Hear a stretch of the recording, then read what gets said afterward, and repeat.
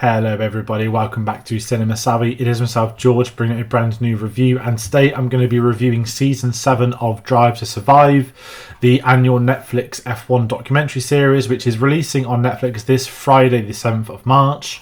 I'm seeing these episodes early. I'm dropping the review at the embargo time, which is 12:01 on Tuesday here in the UK. You might be watching it Monday night if you're in America, but I'm here to give my thoughts on the latest season. Now, this is a series I've been watching and reviewing for, I want to say, like 5 seasons at this point in time.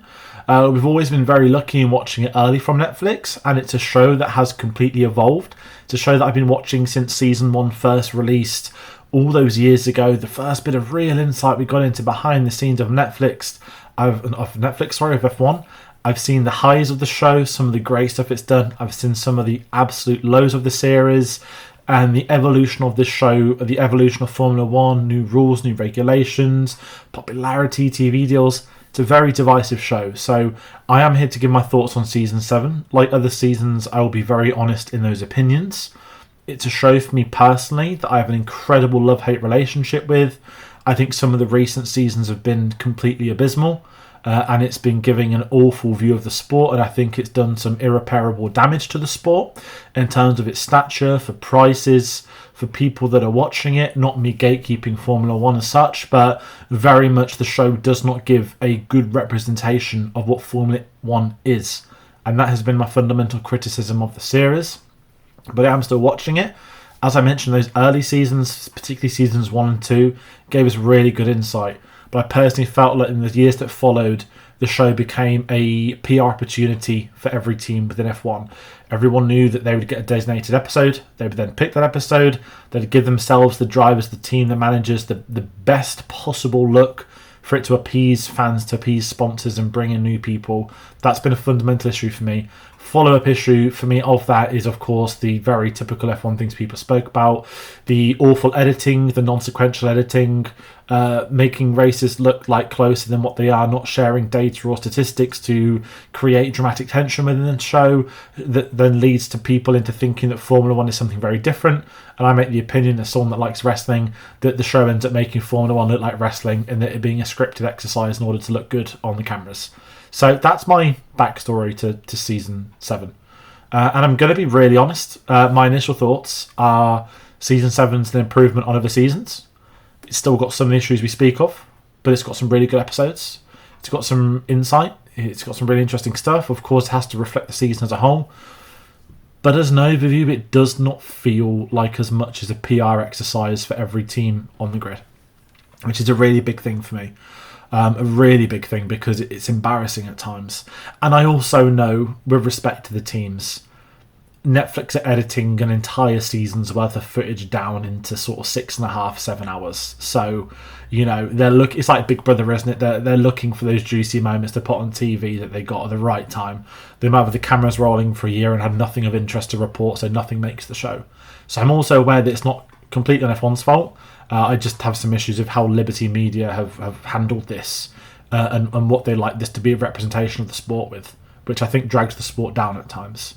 Obviously, drivers have been very vocal with regards to the show over the years, some drivers choosing not to be in it in certain seasons, and I feel that they're making efforts as such to improve that.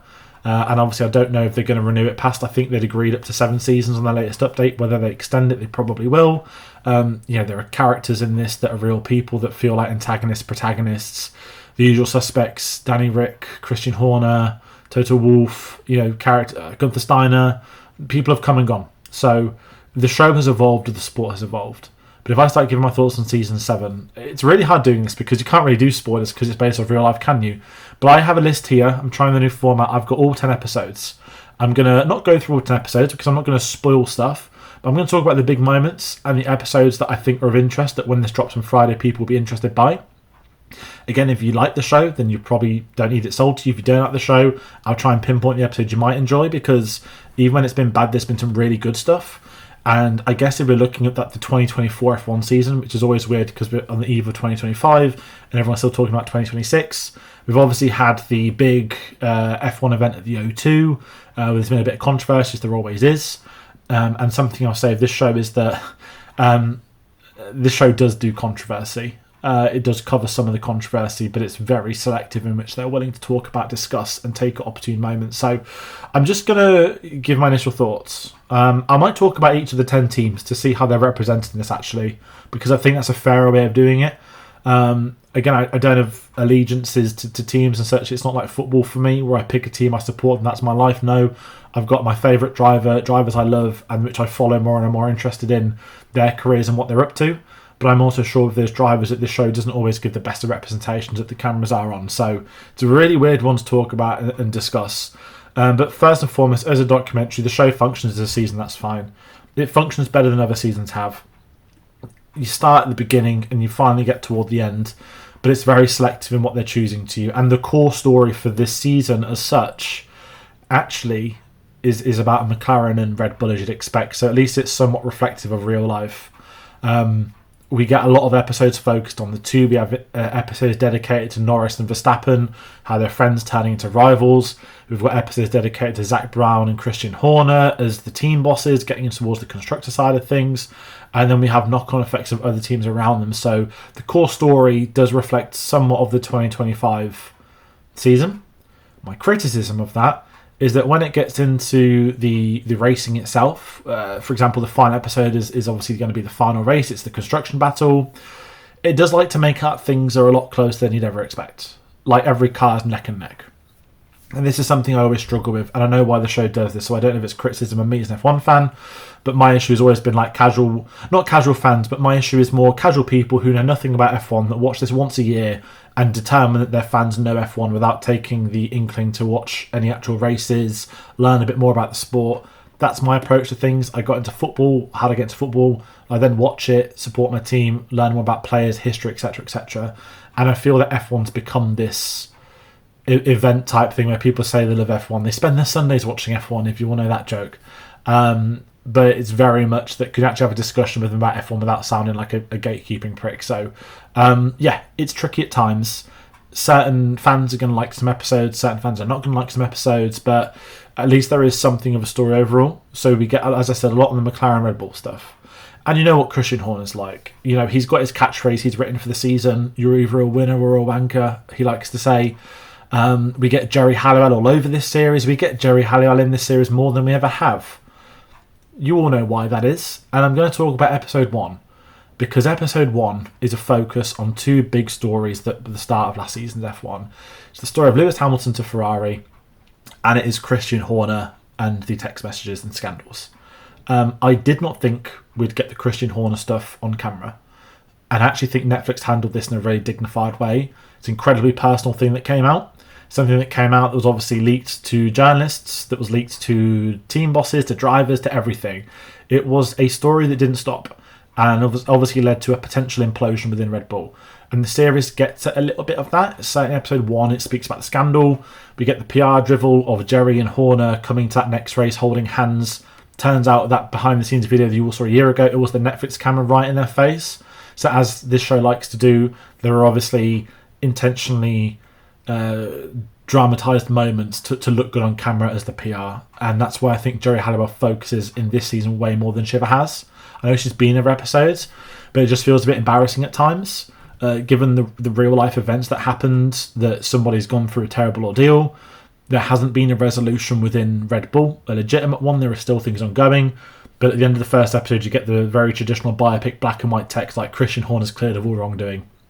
When the real story was there's a humongous political divide within Red Bull as an organisation that sort of 50% won him out, 50% didn't.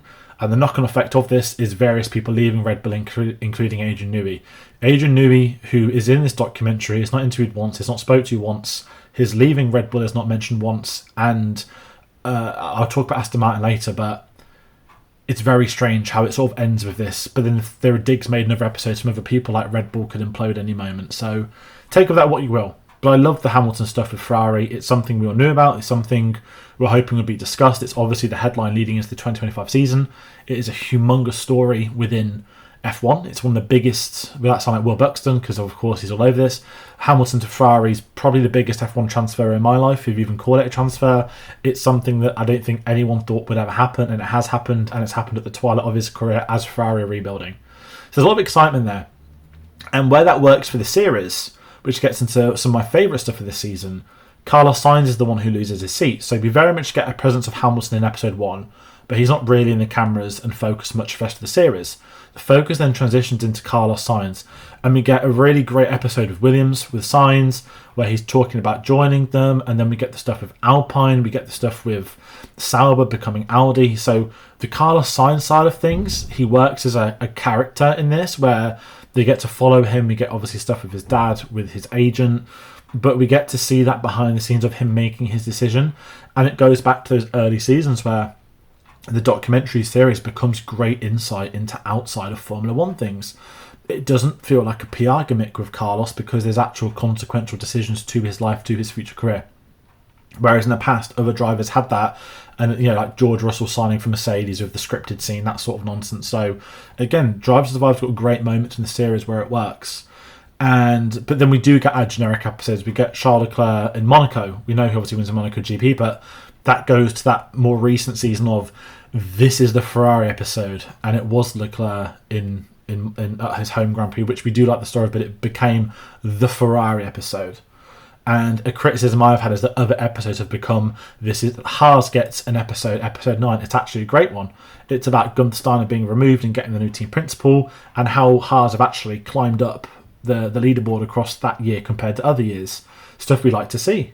The slowest, quote unquote, worst team on the grid who've been able to climb, who've got different drivers, who've got different options. So when it gets into the midfield teams and the politics and the competing there, it's really good. And on top of that, we're then getting the battle at the top with McLaren and Red Bull, which, as viewers, you'll know how the season went down. It, again, likes to make out things were a lot closer than what it is. It builds up all this fake drama for the last race of the season. The show is almost doing it's a two-way shootout with Ferrari and McLaren, but let's be honest, guys, if you watched F1 last year, you knew McLaren was safe on that last race. It wasn't mathematically done, but they were not really in major threat unless they were like two DNFs. An incredible series of unfortunate events for them to have lost that title. So it does lose itself a bit when it's doing that, but at the same time, it's obviously, I understand it's got to have a narrative for the structure of TV. So a bit of that's me being hypocritical, a bit of that's the structure, but it's not as blatantly embarrassing as it has been in other seasons. And as I said, because we get a couple of episodes of McLaren Red Bull, it does function better. It helps that it was a better Formula 1 season than other years. That it made the show a bit more interesting. They weren't forcing things. And as I said, we lose the generic team PR. We get a Mercedes episode. So I'm going to go through the 10 teams because I feel like I'm waffling. And it is a review. But my context of reviewing the show also comes down to the integrity of the sport and the teams and the drivers. So I'm actually going to load up the F1 constructors.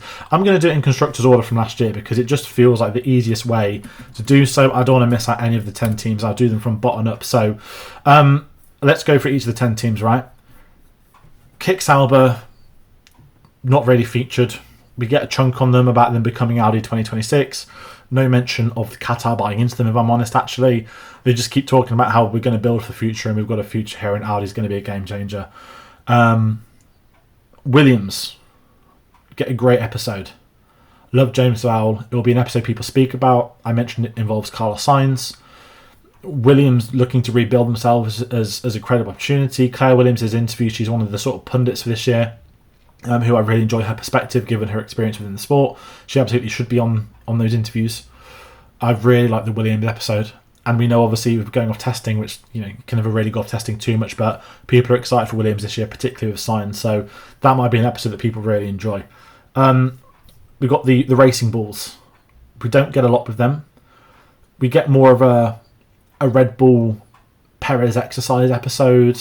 Can we trust him? Can we not? We get the Liam Lawson stuff with Danny Rick coming in. It's sort of teed in at the end, but we really don't get much of the Racing Bulls, and Snowder gets almost no time. I'd have liked to have got a bit more from Snowder's perspective about not getting a Red Bull seat, about trying to get a Red Bull seat. But it's very much engineered by Red Bull that it's Liam Lawson's coming in to replace Danny Rick because Danny Rick's not going to replace Perez, so Lawson will. So I think Snowder's done a bit dirty by just a lack of presence. Alpine get a fair amount in this. We get a lot about Ocon leaving, going to Haas. We get some interesting stuff with the fallout with Flavio. We get, I won't do spoilers, but we hear more about their perspectives in the future and what's going to go on. A bit of politics as to why Ocon was obviously kicked out of the race before the end. So there's some interesting stuff people are going to find with Alpine. Aston Martin. So if you rewind the clocks to, if you even care, I had to re-upload it last year, so the views are crap, but last year, Season 6, Episode 1, it was the Aston Martin episode. It was Lawrence Stroll telling the world how we're going to change the game. We're going to do this. We're going to win this. We're going to win that. We've got Alonso. We've got Stroll. We've got Alonso. We've got Stroll. Look at us. We'll be champions. Look at these podiums we're getting. And I remember saying it in my review because I listed all of the scandals that happened at Aston Martin in 2023, and obviously there was a fair few of them. And I went in raging because I'll be frank, they're like my least liked team in the sport, mainly due to the ownership and the driver that's put in place through his dad. I think they're an awful team, and I don't have much time for Alonso. As good a driver as he is, personally, I think he's a bit finished, and he spends more time doing interviews than racing these days. But they had a massive presence in that last season. There's nothing in this show this year. So if you're an Aston Martin fan, they're very few and far between. You've got not much to look forward to. There's no interviews with Lance or Alonso. There's no interviews of Lawrence Stroll. He's caught on the camera at one race where he just says hi to one of the Alpine high-ups, and it just says like Lawrence Stroll, this, that. So that's it. No episode, no dedication, no Adrian Newey. Not mentioned once them signing him. You would think they'd make that their episode. You think, given they went all out on the PR to sign Newey, you would think they'd want that caught on camera on Netflix. And whether it all was, but Netflix like, you know what, we just don't care for any of this, because maybe the viewers aren't going to care about this thing that's not going to come into effect until 2025 for 2026 cars. Aston Martin have nothing. They have the smallest presence of anyone in the season. And I'll be quite frank, that sort of reflects them as a team. You look, again, to have the arrogance to go on episode 1 of season 6, tell them how you're basically destined to become champions and you're going to make your moment. They then basically didn't get featured again in season 6, and they've not been featured in season 7. It just sort of humiliates them as a team a little bit more to continue to be the embarrassment they are. You can't put Lance Stroll on because everyone knows he shouldn't have his seat. You can't really put Alonso on because he spent the whole year slagging the car off. You know, they're a bit of a shambles. So, but I just found it weird. They love to have the PR until there's no PR. So maybe stuff will come out about that. Who knows? Maybe next season they'll be all over it, hyping up the Newey announcement. Who knows? But going off testing, it's going to be a very, very long year, and they'll just continue to say we'll be amazing next year, which, you know, sounds like football fans saying next year's our year, isn't it? 4th, we get Mercedes, who we obviously get a big chunk of Toto crying about Hamilton leaving. We get an interesting episode of Antonelli getting that Merc seat, about Russell stepping up to being the team leader. Some interesting stuff, but nothing really of importance. It's very plain by the numbers. Here's George Russell doing a bit of like sea diving with Toto. Here's Toto with his wife doing more speeches about how they could never see it coming. Lewis was leaving, but this is at Monaco like 3 months after Lewis has said he's going. So they've still got some of the scripted stuff. It's not that interesting. Red Bull, who came 3rd, as I mentioned, they're like key players in the whole season. I mentioned the Christian Horner scandal episode, which is really interesting. People are going to be talking about that. The fact they obviously play up the rivalry with McLaren. Max is obviously featured way more than other seasons. They don't have a lot to do, but it's Christian Horner making himself the main character as always. And then he has the cheek to call himself the protagonist of the show, when we all know he's really an antagonist. And again, he's got his scripted lines that he's rehearsed to say on camera. We've got Ferrari, who I like in this. I love the fact that Fred Vasseur has a translator and doesn't want to speak English to Netflix. It just makes me laugh. We all know he can speak English, he just chooses not to. I like that. I mentioned they got a PR episode of Leclerc in Monaco. It's fine. We obviously like Leclerc. We like Ferrari. What the show does really well is as it ends the season, it looks more about what 2025 can bring. Maybe a bit embarrassingly through like a Gary Oldman Dark Knight. Here's a speech by Toto Wolff that's very cringy, and we're playing a montage of the future and what the possibilities are over the top. Felt like the ending of The Dark Knight, just a bit weird in Formula 1. That Ferrari don't get an awful lot, but it does look like they could be a big hitter in the next season. That being said, it's Ferrari. They don't always want the PR side of this that comes with it. They famously weren't in season 1, were they? And obviously number 1, McLaren, Mercedes. All over the show. Zach Brown loves to be on it. Norris loves to be on it. They do play at the underdog a bit much. It's great. Obviously, they won the constructors for the sport. That's the one beat Red Bull. But the show fails to mention once that McLaren, those upgrades that came with Miami, it did give them the best car for the most of the season. And if I'm frank, it does a whole PR thing with Norris never winning a race and everyone laughing and stuff like that. I understand playing that angle. but they don't ever mention once about the amount of like poles he had where he failed to convert. They don't really say he had a proper fight and chance of winning that title and that his own mistakes really cost him that. They don't speak about other issues where, you know, personally, my opinion, maybe others feel the same, McLaren should have wrapped up that constructors way before the final race, like they did of the best car for 3/4 of the season. And in line with that, they failed to mention once that Perez was so bad it basically did cost Red Bull the constructors, because if Perez had been good from the start, by the time McLaren had gotten the better car, they'd have already pulled away in the championships. A bit like Brawn, ironically, in 09 had done enough in the early stages of the season to pull past Red Bull catching up. So, as I said, the show's got some pros and it's got a lot of cons. It is better than other seasons. I just feel like I'm talking, waffling, explaining.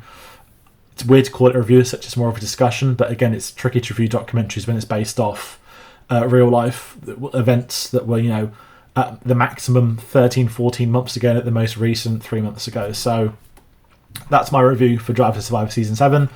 As I said, it's a better season than other seasons, reflected by the sport being a little bit better last year. It's dropping some of those awful things, as I said, the PR exercises, and you know, it does look humiliating for teams, as I mentioned, like Aston Martin, who went from making themselves present, you know, Lawrence driving super slow-mos of him walking in the paddock, to just nothing, nada. And I understand why they'd want to hide from that. So that's going to be my review of Season 7. I hope it makes sense. If you've got comments, I'll reply to them. Again, it releases on Friday. The embargo's up. You can't really call it spoilers because it's real life, as I said. But if you do want to go into this, I will say that my favourite episodes, and the ones I really do recommend, is Episode 1, which is the Hamilton to Ferrari and Christian Horner allegations. Episode 4, which is the Carlos Sainz / Williams episode. And then I really enjoyed Episode 9, which is the Haas episode. I think they were my three favourites. They felt the most informative and interesting from a behind-the-scenes perspective on teams moving forward, capabilities, recruitment, that sort of stuff. So they're the three I recommend most. I had a lot of fun with those. And if they do a Season 8, if they want to do more things such as this, then I'm down with that. They build off what made the show so good in the first place, because it did lose its identity. And I do want it to be better, and I want the sport to improve as it needs to. So that's going to do it for today. Thank you so much for watching. What else is coming up? We've just had Oscar season. There's a lot of videos happening. We're moving into blockbuster season. If you're a fan of F1, we'll be doing the F1 film. It's going to be a mega thing for me in June, isn't it? I cannot wait for that. That's Apple, not Netflix, doing that, thankfully. So that's going to round out for today, and we'll see you all on the next one. Take care.